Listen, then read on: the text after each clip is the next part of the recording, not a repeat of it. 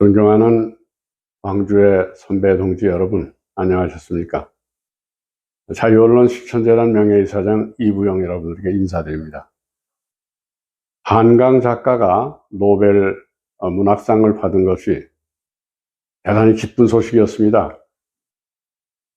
윤석열, 김건희 폭정 아래 괴로워하고 신음하시는 여러분들에게 그래도 다소간 위안이 되지 않았을까 생각합니다. 한강 작가가 노벨 문학상을 받게 된 깊은 연유를 저는 생각해 봤습니다.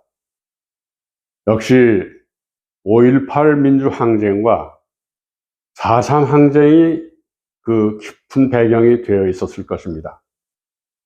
비록 윤석열 정권을 비롯한 극우 세력들이 5.18 민주화 운동이나 4.3 항쟁을 불순한 세력들의 폭동이라느니 이렇게 그동안 역사적으로 누명을 씌워서 지워버리려 했지만 그들의 민주주의와 한반도 평화를 위한 염원이 세계적 보편성을 얻게 된 것을 뜻합니다.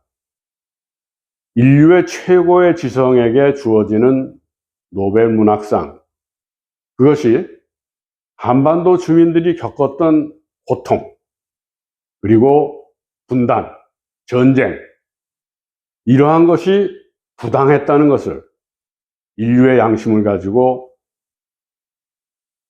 거기다 영광을 부여했던 것입니다.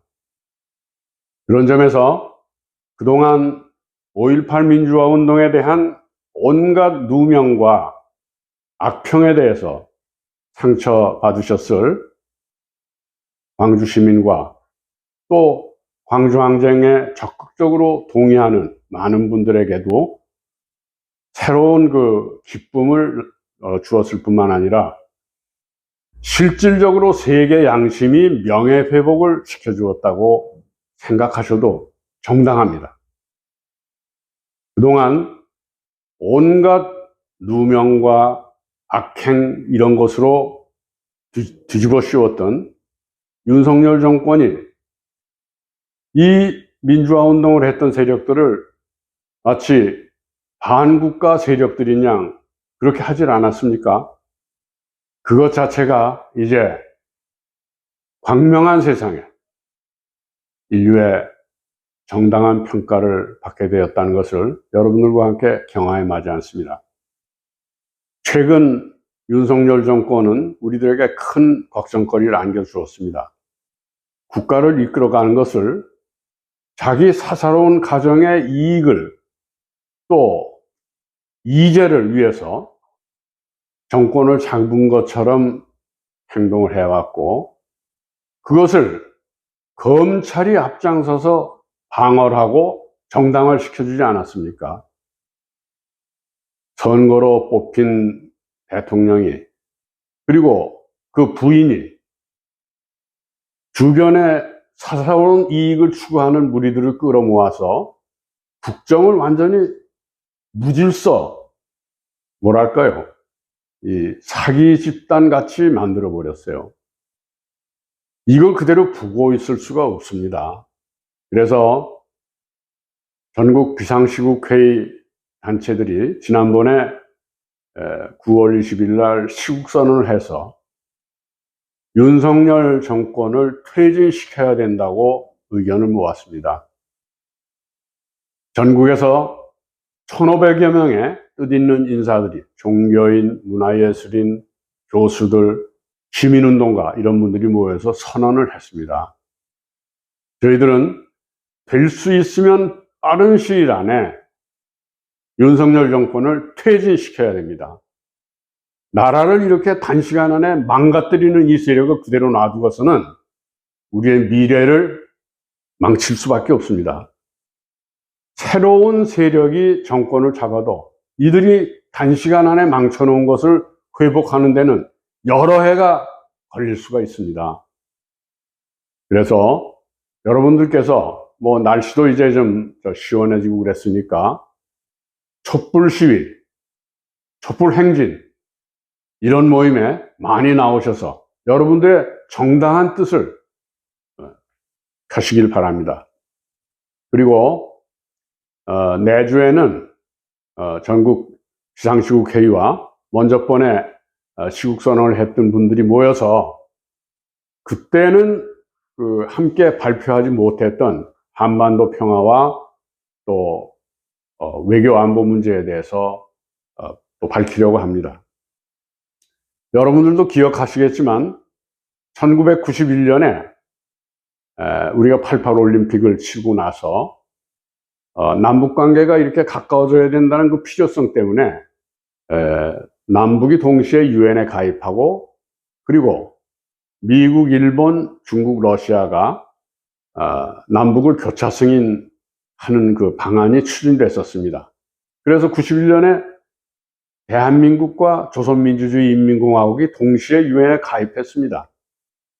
그리고 중국과 러시아는 대한민국을 외교적으로 승인을 했습니다. 수교를 했습니다. 그런데 미국과 일본이 그동안에 당연시하게 여겼던 북한에 대해서 국교 수립을 하기를 거부했습니다. 그렇게 되니까 북한은 미국과 일본이 자기들을 붕괴시키려고 생각하고 핵 개발을 하게 됐던 겁니다. 어찌 보면은 미국이 원래 이면적으로 합의가 됐던 북한에 대한 미국과 일본의 외교적 승인, 이걸 거부함으로써 북으로 하여금 핵무장하게 만든 겁니다. 그들의 한반도 정책, 그리고 북한에 대한 정책은 완전히 실패했습니다. 이제 북한은 핵무기를 보유한 국가가 돼서 심지어는 미국에게 대륙간 탄도미사일을 쏠 수 있고 잠수함 발사 탄도미사일도 보유하고 있다고 평가되고 있습니다. 사태가 여기까지 이른 것은 미국의 정책 실패 때문이었습니다. 여러분, 미국은 북한과 외교관계를 수립하겠다는 제안을 하고 국교 수립 협상에 나서야 됩니다. 그것은 미국의 잘못을 인정하면서 북한의 국가 안전 보장을 이루어주고 그와 동시에 핵 협상을 또 해나가자는 겁니다. 저는 91년 당시에 한국 정부, 여야, 시민운동 모두 잘못했다고 생각합니다. 왜냐하면 미국과 일본이 북한을 외교적으로 승인하기를 거부했을 때 우리가 나서서 그들을 압박하고 외교관계 수립하도록 만들었어야 됩니다. 그 점에서는 우리들에게도 책임이 있어요. 그렇기 때문에 우리들 자신의 책임도 인정하기 때문에 미국에게 북한과 국교 수립을 위한 협상, 그건 다시 말해서 핵 협상입니다. 그걸 다시 재개하라는 겁니다. 그렇게 함으로써 한반도의 전쟁 위기를 거두게 하고 또 미국과 일본이 북한과 외교관계를 맺도록 하고 또 동시에 대한민국과 조선민주주의 인민공화국도 외교관계를 맺어서 다시 말해서 서로를 국제적으로 인정받는, 두 국가로 인정받는 이런 평화 공존 단계로 넘어가자는 겁니다. 그러려면 무엇보다는 미국이 북한에 대한 봉쇄와 제재를 끝내고 북한을 외교적으로 승인하겠다는 이 과정으로 가야 된다는 겁니다. 그게 첫 번째고요. 오히려 그런 추세와는 달리 한반도에서 미국과 일본은 한미일 군사동맹을 맺어서 북을 끝까지 전쟁 단계로 몰아넣으려고 그러는 겁니다. 붕괴시키겠다는 겁니다. 그거를 북 입장에서는 받아들일 수가 없는 거 아닙니까? 그래서 우리 평화 공존, 그리고 북한과의 경협 교류, 이런 것을 원하는 우리들 입장에선 미국이 한미일 군사동맹을 더 공고히 해서 한반도에서 긴장 조성하는 일, 이런 거는 이제 그쳐야 된다, 이런 주장을 하게 되는 겁니다.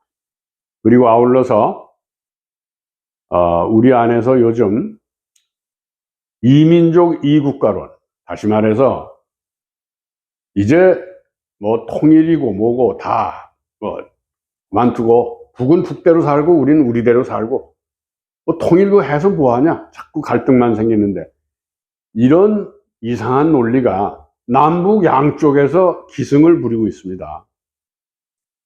우리는 그래도 수천 년 동안 동북아시아와 한반도에 깃들이면서 어떤 때는 하나의 민족으로 그리고 한 국가로 살아오기도 했고, 그리고 삼국으로 나뉘었거나 그 다음에 발해 신라로 이렇게 분열이 돼서 살기도 했어요. 그러나 한민족 한 국가를 지향한다는 것은 우리의 오랜 꿈이고 염원이었습니다. 그런데 7, 80년 동안 분열이 돼서 살고, 그리고 전쟁도 한번 치렀다고 그래서 이제 서로 남남으로 영원히 두 민족 두 국가로 살자, 이게 말한다고 그렇게 됩니까? 결국은 우리의 꿈은 시간이 좀 걸리더라도 두 국가로 나뉘어 있으면서도 평화공존으로 가서 교류협력하고 이러고 끝내는 한나라 한민족으로 살아가자, 이런 꿈을 갖는 것이 너무 당연한 일 아닙니까?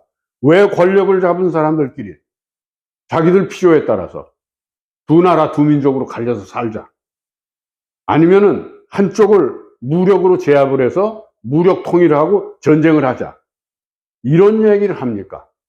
이제 전쟁을 일으켜서 다른 쪽을 망하게 만들겠다는 세력도 전쟁을 치르면 살아남을 것 같습니까? 아니면 전쟁 중에 그들은 보따리 싸고 도망가려는 사람들 아니겠어요?